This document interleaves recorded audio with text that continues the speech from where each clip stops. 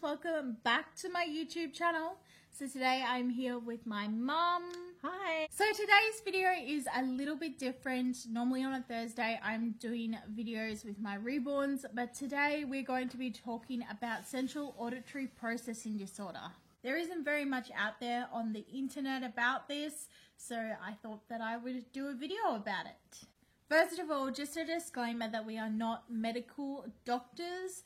I have been diagnosed by a proper audiologist who has done schooling and is qualified to diagnose central auditory processing disorder. If you think you may have it, speak to your doctor and an audiologist. Make sure that when you book the audiologist appointment that you tell them that you want CAPD testing, because not all audiologists do this testing. It is a very specialized thing. So central auditory processing disorder isn't to do with your hearing, it's more to do with the auditory part of your brain. So you will hear words and sounds and they will either get jumbled up going to the auditory part of your brain, or you just will not hear them at all, or it will be delayed. So with central auditory processing disorder, mostly it's picked up in childhood, but you can get it later on. And between 2 and 7% of children have it, and that is of the ones that are diagnosed. So there's lots of probably undiagnosed cases. Yeah. And it is more likely to be in males than females. So I was just unlucky. You were. Some experts believe that children diagnosed with ADHD or dyslexia could actually have central auditory processing disorder. The reason that experts believe this is because some of the symptoms from auditory processing disorder and ADHD go hand in hand. So with ADHD, often the child is distracted easily and is a bit hyperactive, and some people see it as being naughty. The same with auditory processing disorder.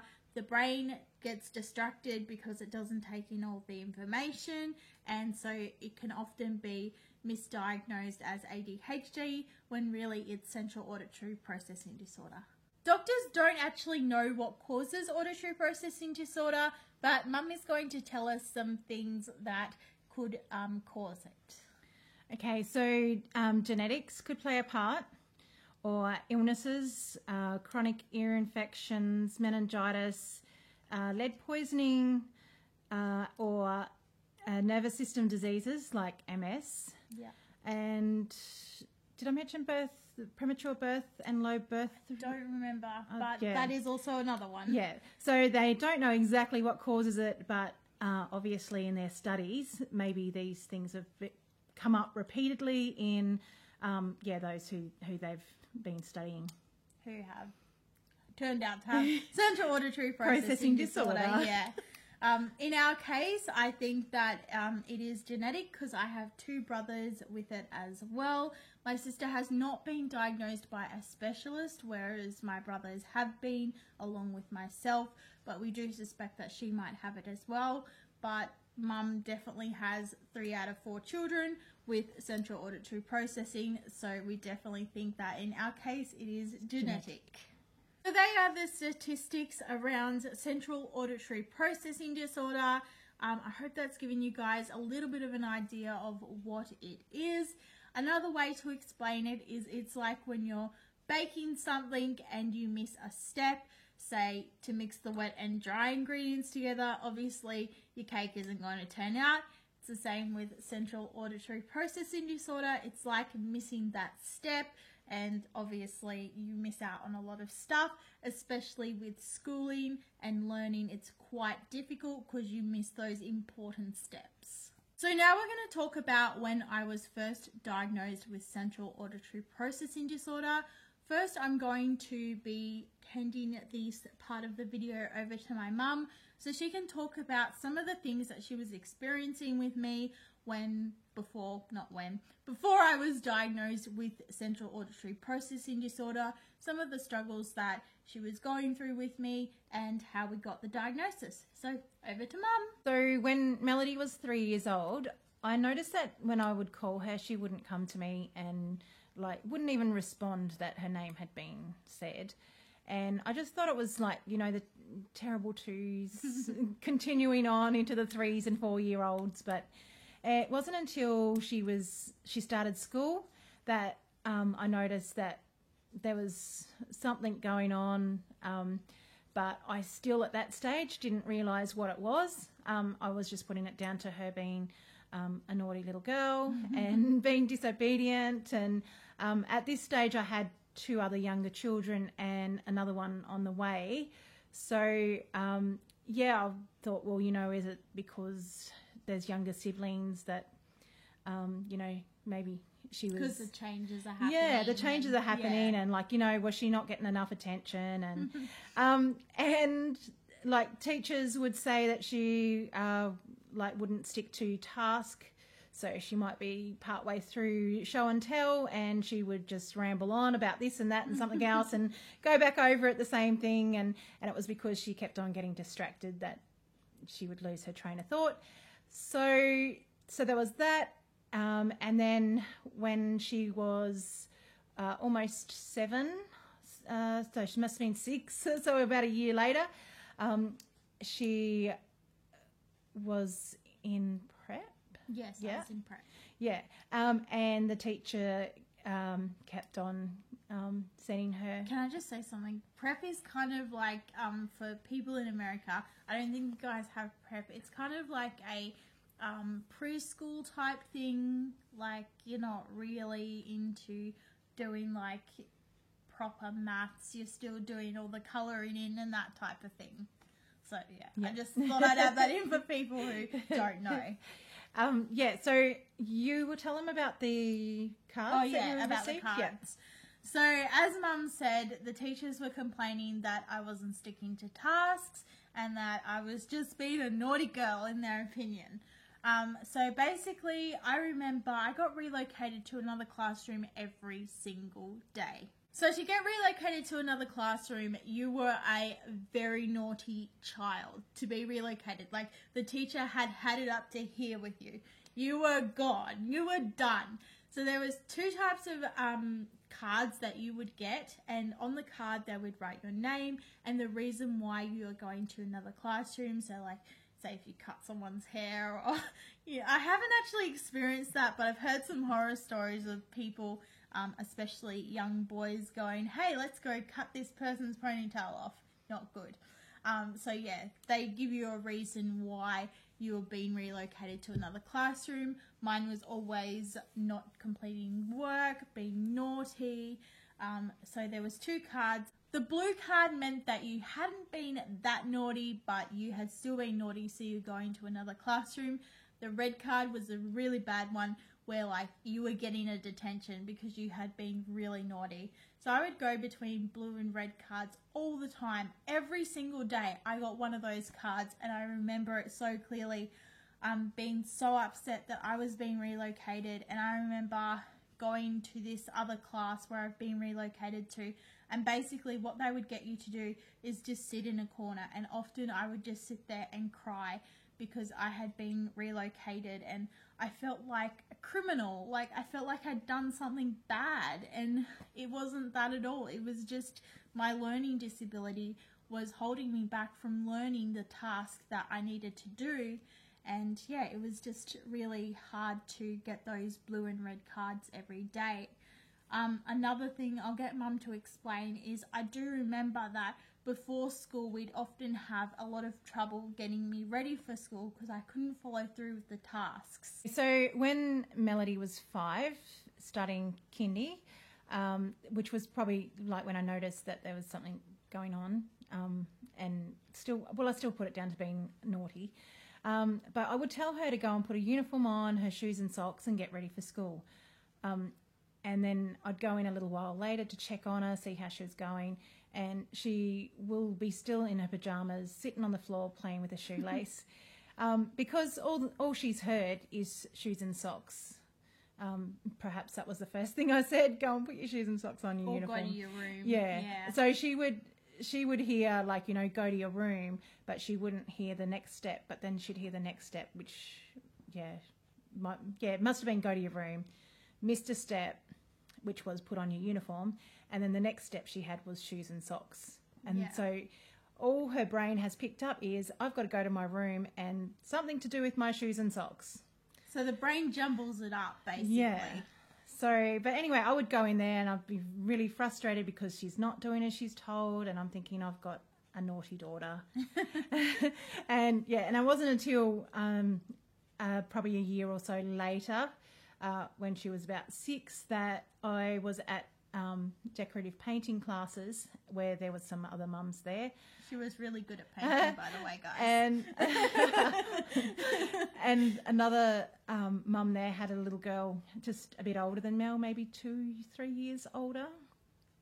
And she was talking to us one night about how her daughter had been diagnosed with central auditory processing disorder, and she said, she had a hearing test. She's not deaf. It's nothing to do with being deaf. But it's to do with the brain not processing information correctly, and there being some delays. And the things that she was explaining her daughter was doing, and like even since the diagnosis, the improvement that she'd found in her daughter, it sort of got me thinking, well, hey, hang on a minute, could this be something that we should look into for Mel? So so with that, I asked her more information and found out where to go.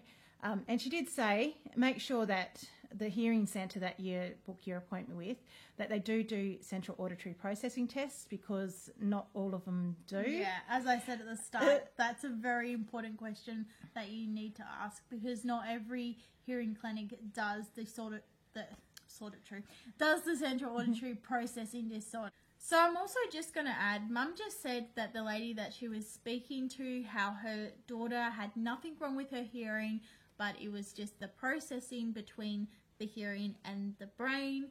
And I wanted to add in there that a lot of children with central auditory processing disorder have perfect hearing. So if you've passed a hearing test, don't be fooled into thinking, I don't have central auditory processing disorder, because a lot of people with it do pass their hearing tests.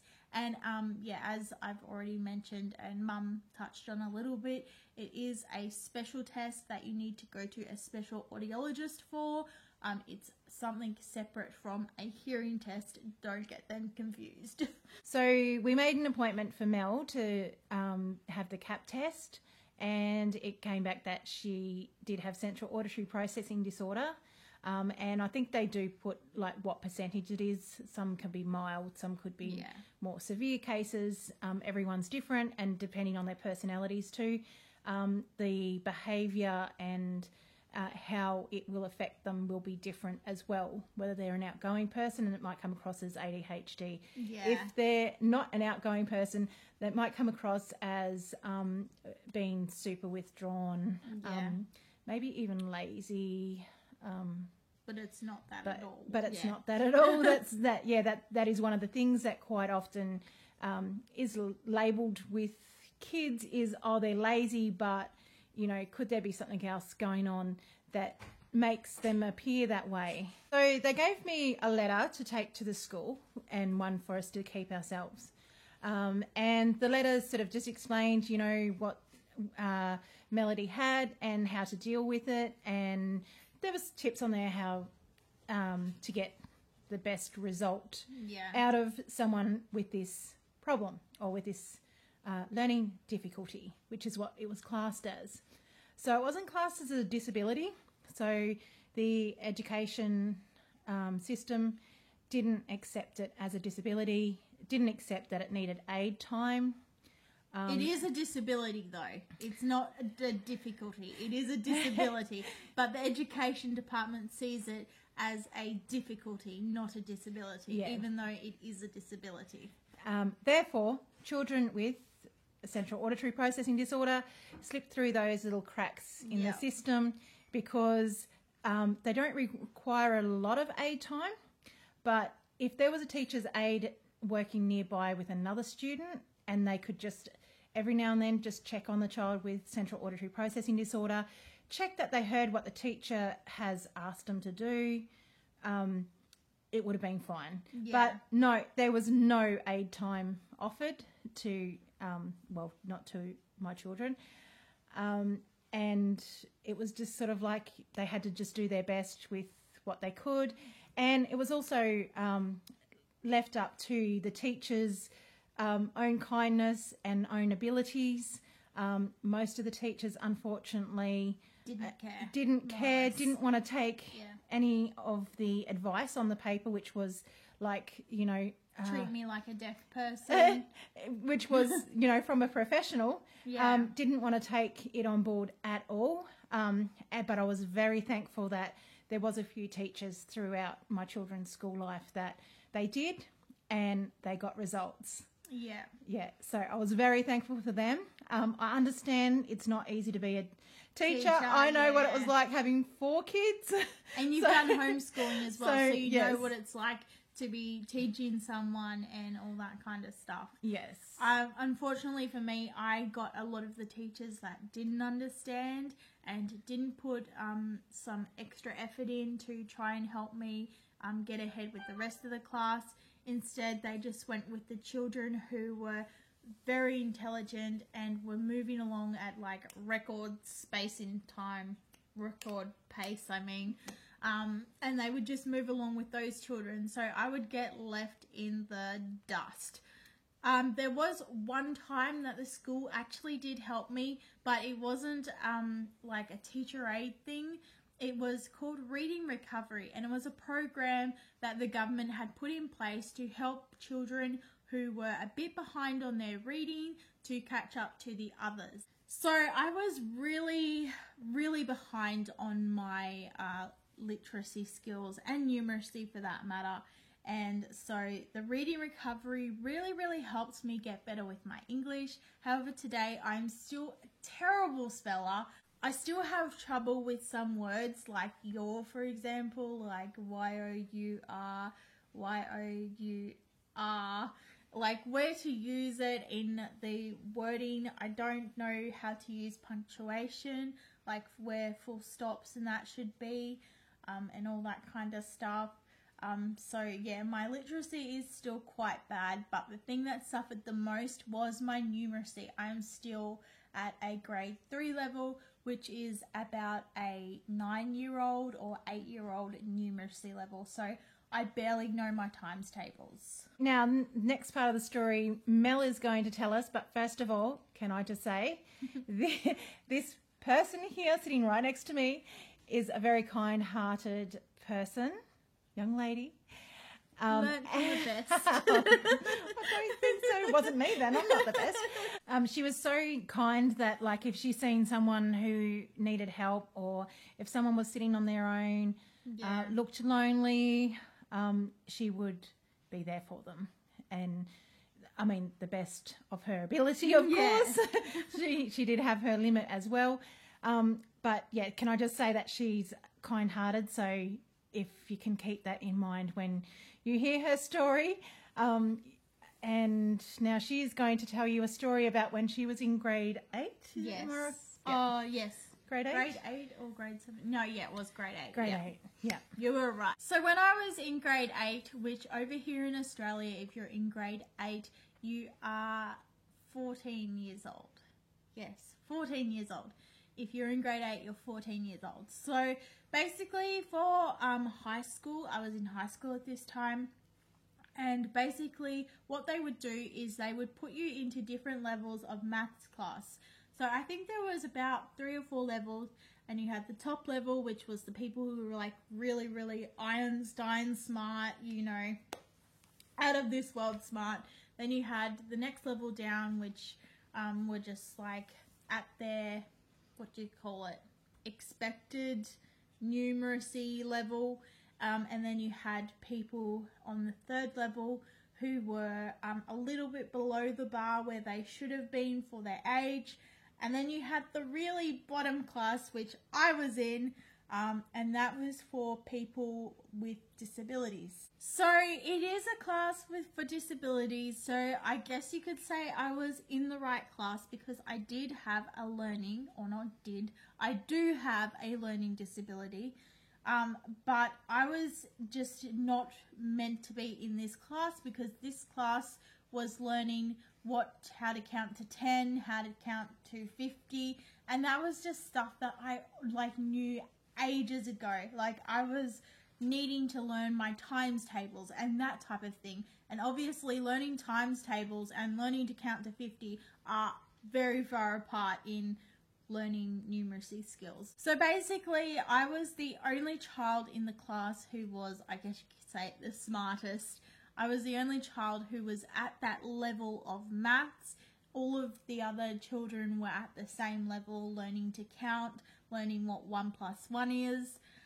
So obviously the teacher was helping them out, and when the teacher wasn't helping them out, like when she was busy, I was often helping the other children out because I couldn't do my work because she wouldn't help me with it because she had so many kids who needed her help. And of course with disability, and I do not have anything against people with disabilities. I had a lot of friends at school. I would hang out with a lot of the kids who had Down syndrome. They're people just like you and me, and you can still have conversations with them.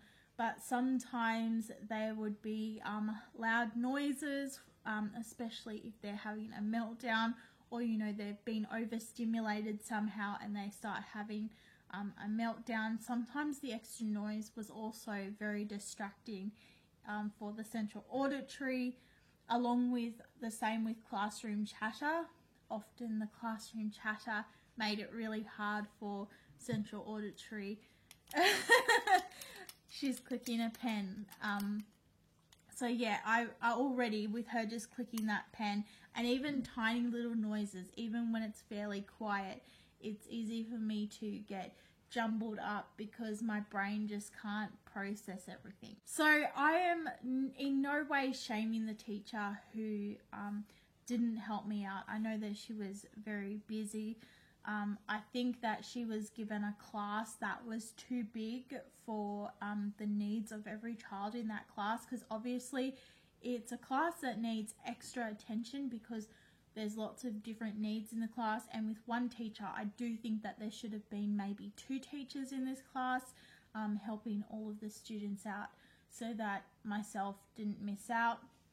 This ended up in my mum taking me out of school and homeschooling me.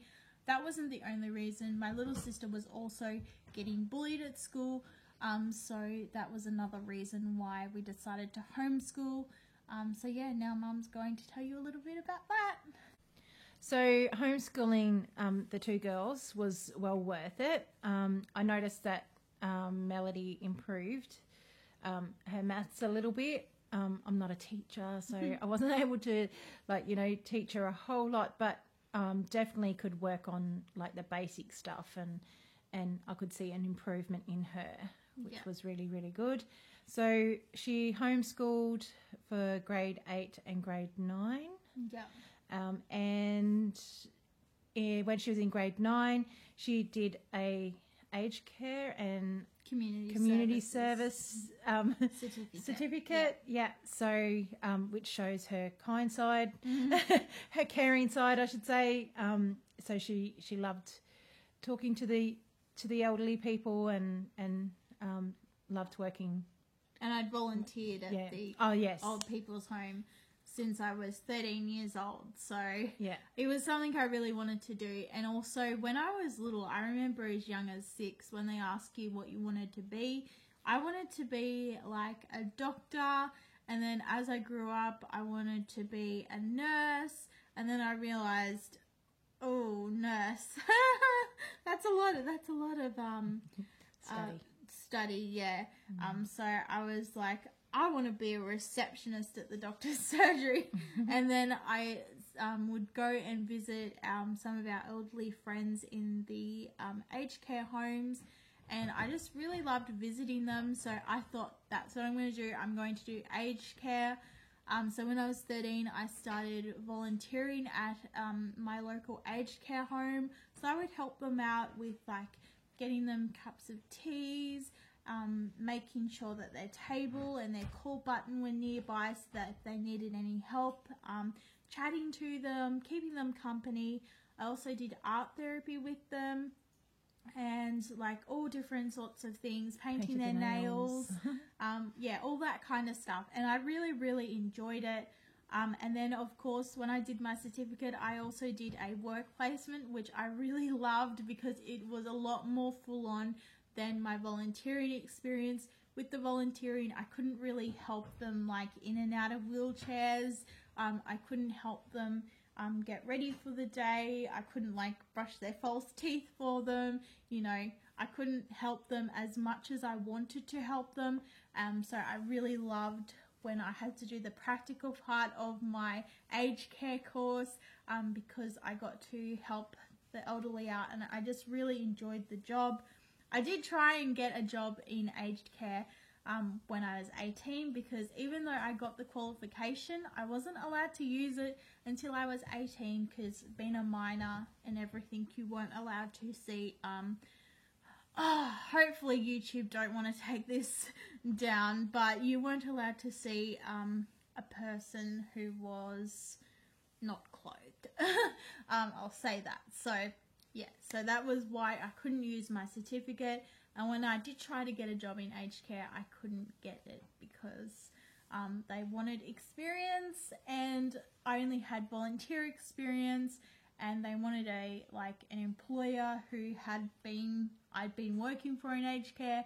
So that's really dumb how they didn't do that. But anyway, I have YouTube, which is nice. I like making YouTube videos too. Okay, so we've been recording for quite a while now. I was going to say, I hope you enjoyed that little bit of information about central auditory processing disorder, but it's been a big bit of information because we've been filming for so long. So I hope you guys enjoyed watching and learned something from this video. I'm going to do a part 2 with 2 of my other siblings about central auditory processing disorder, and I'll have them present. So yeah, that one will be coming out sometime in the future. Thank you so much for watching, everybody. Thank you, Mum, for being in the video. No worries. And I'll see you in the next video. Bye. Bye.